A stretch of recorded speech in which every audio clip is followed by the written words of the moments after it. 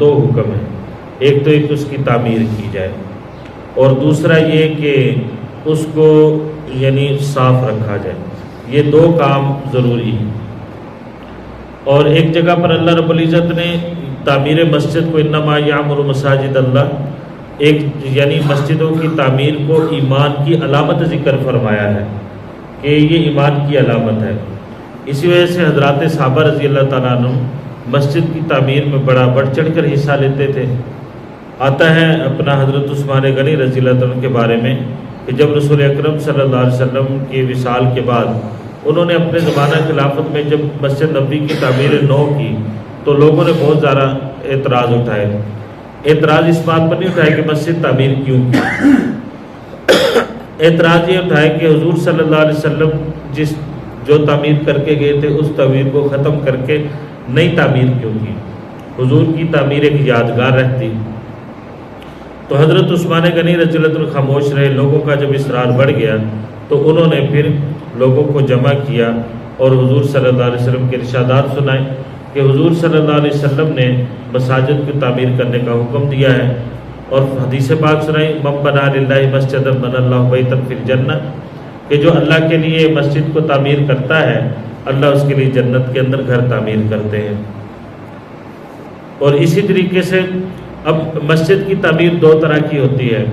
ایک ہے کہ ضروری عمارت کی تعمیر، دوسرا ہے ٹیپ ٹاپ۔ ضروری عمارت کی تعمیر کا حکم شریعت کے اندر دیا گیا ہے، لیکن اس کی ٹیپ ٹاپ کے بارے میں حضور صلی اللہ علیہ وسلم نے ارشاد فرمایا ہے تم بھی اپنی مسجدوں کو ایسے ہی ان کو بناؤ سے گھار کرو گے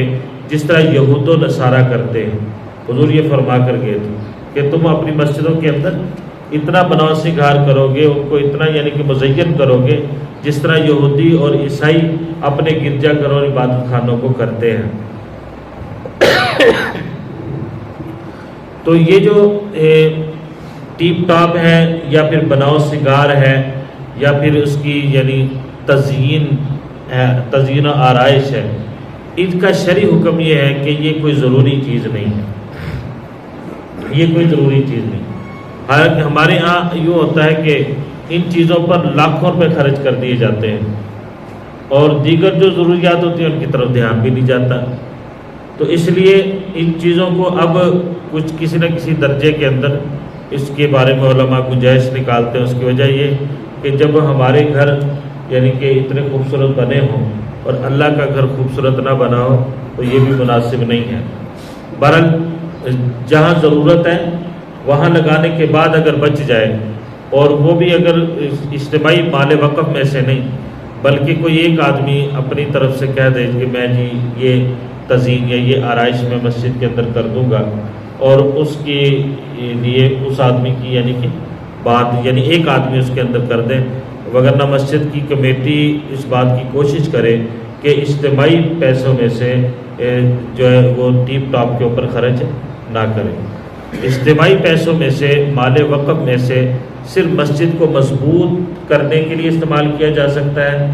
اور مسجد کو تعمیر کرنے کے لیے استعمال کیا جا سکتا ہے۔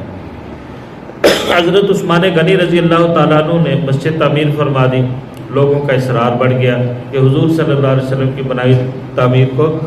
گرا کر نئی تعمیر کر دی ہے۔ تو حضرت عثمان غنی رضی اللہ تعالیٰ عنہ نے پھر یہ بات حدیث پاک سنائی کہ اللہ کے لیے جو گھر بناتا ہے اللہ جنت میں اس کا گھر بناتے ہی حضور نے ارشاد فرمایا۔ اور اب چونکہ آبادی بڑھ گئی ہے تو گنجائش کی وجہ سے مسجد کو وسیع کرنا ضروری تھا، اور پھر ساتھ ہی انہوں نے یہ فرمایا کہ اگر تمہارے گھر گر جائیں بوسیدہ ہو جائیں تم ان کو تعمیر کرتے ہو کہ نہیں کرتے؟ سب نے کہا جی کرتے ہیں۔ تو انہوں نے کہا کہ اللہ کا گھر بھی وہ یعنی کمزور ہو گیا تھا بنیادیں اس کی، اور پرانا تعمیر کیا ہوا تھا، لہٰذا اس کو نئے سرے سے تعمیر کر کے مضبوط کیا گیا اور اس کی توسیع کی گئی۔